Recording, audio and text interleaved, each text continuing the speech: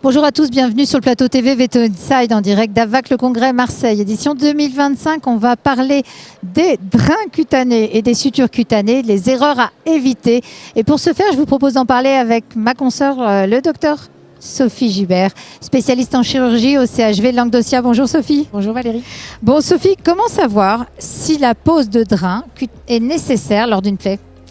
Alors, première chose à réfléchir, c'est se dire que si on a un doute sur le fait qu'il y a besoin d'un drain, il faut mettre un drain. Voilà, la première réponse, ce sera ça. Dans le sens où ce n'est pas une erreur de mettre un drain supplémentaire ou un drain en trop, ça se retire toujours. Donc, c'est plus une erreur de l'oublier. Ensuite, c'est se poser la question de savoir, est-ce que notre plaie a été parfaitement fermée, plaquée? Est-ce qu'on a laissé des espaces dits morts? Et si c'est le cas, effectivement, un drain est nécessaire. Ensuite, c'est se dire, est-ce que notre plaie va avoir une tendance à produire? Est-ce qu'elle va être très inflammatoire? Donc là, dans ces cas-là, également, le drain est nécessaire et indispensable avant le risque de complications. Et ensuite, se demander, si j'ai un petit séroma, est-ce que ça risque de compliquer ma cicatrisation? Est-ce que je vais être dans un endroit qui va énormément gêner, typiquement en région cervicale, où ça peut être effectivement très problématique? Donc je dirais que si on a un doute, le drain est nécessaire. Si les tissus sont très inflammatoires, encore un peu infectés, il est absolument indispensable. Et ensuite, c'est pas grave, on le retire tôt si c'est inutile. Il y a des erreurs couramment pratiquées avec les drains en clinique? Je dirais que maintenant, on a accès à des matériaux médicaux qui sont spécifiques et qui sont, eux, adaptés. Donc, les erreurs plutôt classiques que je peux voir, ça va être d'essayer de fabriquer son propre système de drain. Et dans ces cas-là, effectivement, on a des choses qui sont non confortables pour notre patient et pas de confort dans la fermeture d'une plaie. C'est un animal qui va attaquer sa plaie, qui va attaquer son drain, qui va être mal toléré. Donc, utiliser des dispositifs qui sont confortables pour lui. Donc, on privilégie pour les drains passifs, les drains sont très souples. Sinon, on privilégie les drains en silicone, également facilement mis en place et très confortable pour notre patient. Et ensuite, c'est bien respecter la zone d'éclive par rapport au drainage et s'assurer que toute la zone soit bien drainée. Bon, merci à toi. Est-ce que tu as des recommandations particulières pour optimiser justement les sutures cutanées et qui permettraient d'améliorer la cicatrisation? Au niveau cutané, ce qu'il faut se rappeler, c'est que la peau, elle cicatrise pas si on la fait souffrir et si on la met sous tension. Donc ça va être de la préserver, de la bichonner, d'éviter l'écrasement des tissus, avoir une manipulation qui est délicate. C'est le cas partout en chirurgie, mais pour la peau, vraiment, il faut faire attention à ça. Ensuite, il va falloir mettre des points qui sont dits apposants. Nos bords doivent être bord à bord. Si on fait chevaucher un bord de plaie, mais bien sûr qu'on aura un retard de cicatrisation, on aura potentiellement des complications. Ensuite, notre surjet, nos points ne doivent jamais être serrés. On imagine, on voit, la peau devient inflammatoire après des sutures, une zone inflammatoire, c'est douloureux, c'est un animal qui va arracher ses poings. Considérez qu'un patient qui a une plaie qui a été correctement fermée, jamais il touchera à ses poings si vous avez géré l'analgésie correctement. Et enfin, c'est se dire que les fils résorbables ne sont pas faits pour la peau. Et ça, c'est effectivement fréquemment vu. Pourquoi? Parce qu'un fil résorbable, c'est un fil qui va avoir une réaction chimique pour se dégrader.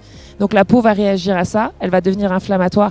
Donc on doit utiliser des fils qui sont non résorbables et à retirer pour la peau. Voilà la règle. Sophie, est-ce que tu as quelques tips pour réaliser des nœuds et sécuriser nos sutures? Alors, première chose, c'est qu'effectivement, c'est la technique qui va être à privilégier pour les nœuds et se dire qu'il n'y a aucun fil qui prémunit finalement d'une mauvaise technique chirurgicale. On peut avoir cet a priori qui est de se dire que des fils tressés vont nous donner une certaine sécurité. C'est pas le cas.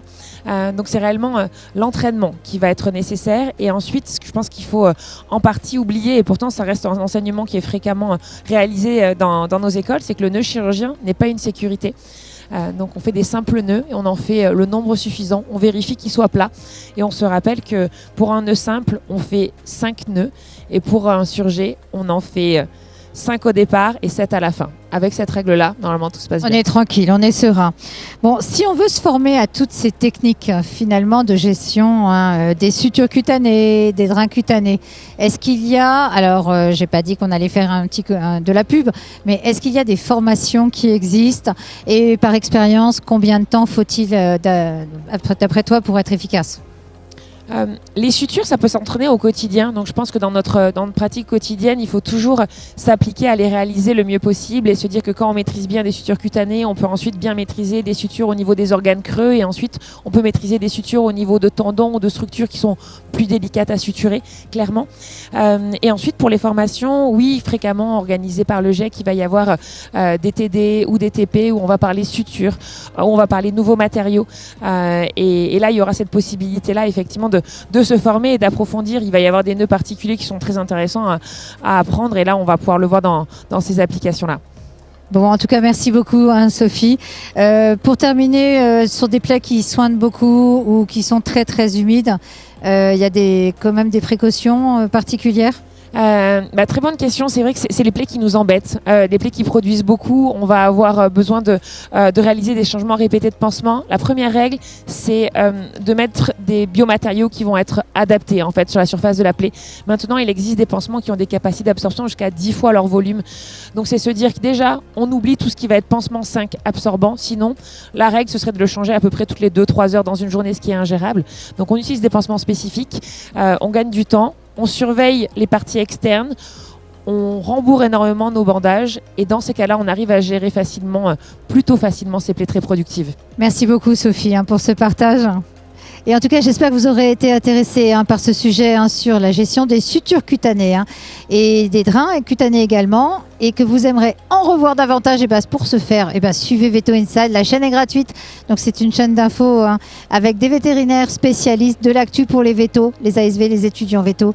Alors n'hésitez pas à y aller parce qu'on revient souvent sur les erreurs que l'on fait couramment en clinique et puis parfois des conseils de spécialistes pour votre activité au quotidien. Allez, à très vite.